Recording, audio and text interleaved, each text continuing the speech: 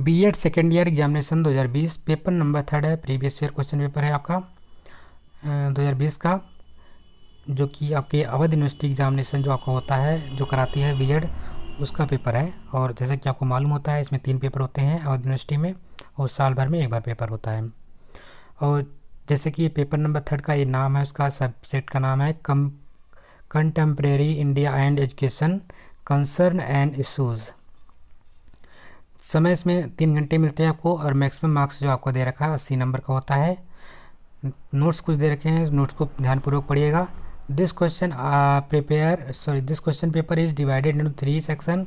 Answer all question of section A with 50 words and section all question are compulsory in section B with 200 words and give any two answer from question C with 500 words. Note या प्रश्न पत्र 3 खंडों में विभाजित है।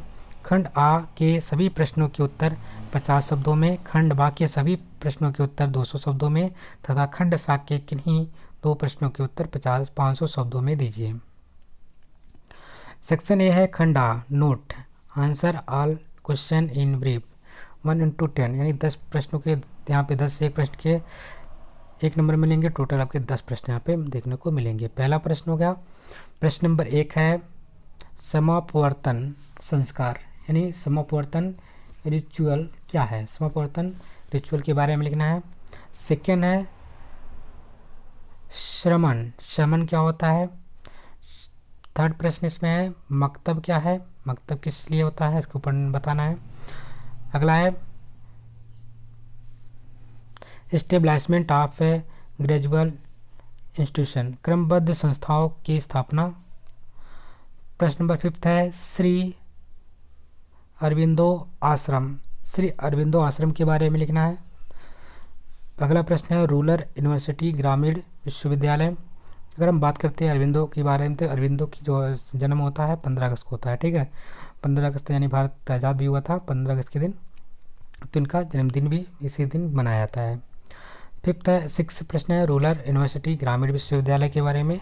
7वां प्रश्न है operation black board क्या था, इसके बारे में लिखेंगे। और प्रश्न नंबर 8 है रीजन ऑफ जेंडर बाइस, लिंग विभेद के कारण, लिंगी विभेद का कारण क्या है, उसके बारे में लिखेंगे। प्रश्न नंबर 9 है इंक्लूसिव इन एजुकेशन, समावेशी शिक्षा, समावेशी शिक्षा तो पढ़ के जाइएगा, इसको छोड़िएगा नहीं। समावेशी शिक्षा होता क्या है, इसको के बारे में जरूर पढ़ लीजिएगा। प्रश्न नंबर 10 है राष्ट्रीय उपचार शिक्षा अभियान RUSA, उच्चतर वहाँ पे था, राष्ट्रीय उच्चतर शिक्षा अभियान क्या था, इसके बारे में लिख लीजिएगा। और सेक्शन बी की बात करते हैं, तो ये आपके यहाँ पे अटेम्प्ट आर क्वेश्चन करना है, सभी प्रश्नों के उत्तर देने हैं। डिस्क्राइब, और सभी प्रश्न आपको यहाँ पे 5 क्वेश्चन है, 5 क्वेश्चन को करने हैं, और जो कि 8 मार्क्स का एक प्रश्न है, टोटल 40 मार्क्स हैं। इसमें से सेकंड प्रश्न है, प्रश्न नंबर 1 सेकंड है describe the merits of Buddhism system of education, बौद्ध शिक्षा व्यवस्था के गुण का वर्णन कीजिए। अगर फर्स्ट ईयर में तैयार करेंगे, सेकंड ईयर में आपको तैयार करने की आवश्यकता नहीं पड़ेगी बौद्ध शिक्षा के बारे में। अथवा इसके स्थान पे ये प्रश्न कर सकते हैं describe the main characteristic of a right to education act, शिक्षा के अधिकार अधिनियम की प्रमुख विशेषताओं का वर्णन की करें। What were the aims and ideas of Islamism education explain, मुस्लिम शिक्षा के उद्देश्य और आदर्श क्या थे, स्पष्ट कीजिए। प्रश्न नंबर 4 है, या अथवा इसके स्थान पे कर सकते हैं write a short note on Eklavya programs, Eklavya योजना पर संक्षिप्त टिप्पणी लिखिए। एकलव्य प्रोग्राम क्या था, योजना क्या थी, उसके बारे में संक्षिप्त टिप्पणी लिख सकते हैं। प्रश्न नंबर 4 है एक्सप्लेन एंग्लिसिस्ट ओरिएंटलिस्ट कंट्रोवर्सी, प्राप्य पाश्चात्य विवाद का वर्णन करें। अथवा what are the main point of gender issues explain, लैंगिक मुद्दे के मुख्य बिंदु कौन कौन से हैं, वर्णन कीजिए। ये इंपॉर्टेंट क्वेश्चन, इसको जरूर पढ़ लीजिएगा। अगला प्रश्न है, प्रश्न नंबर 5 है enumerate the merits and demerits of the Wood dispatch, board की घोषणा पत्र, बहुत इंपॉर्टेंट क्वेश्चन है, ये तो जरूर छोड़िएगा नहीं, ठीक है। बुट की घोषणा पत्र के गुण दोषों की विवेचना कीजिए। पूरा को पढ़ के जाना है। बुट का जो घोषणा पत्र था, क्या उसके गुण थे, क्या दोष थे, क्या घोषणा पत्र में लिखा गया था, कब ये सन आया था, सन भी पूछा जा सकता है, 1853 का है। ठीक है, तो एक प्रश्न, एक नंबर में प्रश्न पूछ सकते हैं कि बुट डिस्पैच का जो घोषणा पत्र हुआ था किस सन में हुआ था। तो यानी डिटेल में पढ़ेंगे तो हर क्वेश्चन यहाँ से कोई छूटने वाला नहीं है। अथवा इसके स्थान पे आप कर सकते हैं what are the main approaches of education to live together explain. एक साथ रहने के लिए शिक्षा के कौन कौन से मुख्य उपागम हैं, वर्णन करें। प्रश्न नंबर नेक्स्ट है, प्रश्न नंबर 6 है, describe the brief of plan of action 1992। 1992 की कार्य योजना का संक्षेप में वर्णन कीजिए। अथवा enumerate the implication of peace education for teacher education. अध्यापक शिक्षा हेतु शांति शिक्षा के निहितार्थ की विवेचना कीजिए। सेक्शन सी स्टार्ट होता है यहाँ से आपका। सेक्शन सी में आपको ध्यान रखना है, अटेम्प्ट एनी 2 क्वेश्चंस, किन्हीं 2 प्रश्नों के उत्तर देना है और प्रत्येक प्रश्न का जो आंसर होगा, उत्तर होगा, वो कितने शब्दों में देना है, 500 शब्दों में देना है। और याद रखना है ये एक प्रश्न 15 मार्क्स का होगा। टोटल 2 प्रश्न यहाँ से करने हैं और दोनों मिला के 30 नंबर के हो जाएंगे। पहले प्रश्न इसमें से प्रश्न नंबर 7 है, what were the aims and ideas of education in Vedic periods, analysis their relevance in present situation. वैदिक कालीन शिक्षा के उद्देश्य एवं आदर्श क्या थे, आज के युग में उनकी प्रासंगिकता की विवेचना कीजिए। प्रश्न नंबर 8 है, discuss Gokhale bill 1911, what is its impact in the field of primary education.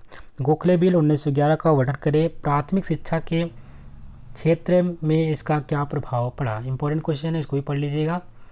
Describe the previous related to education in India constitution.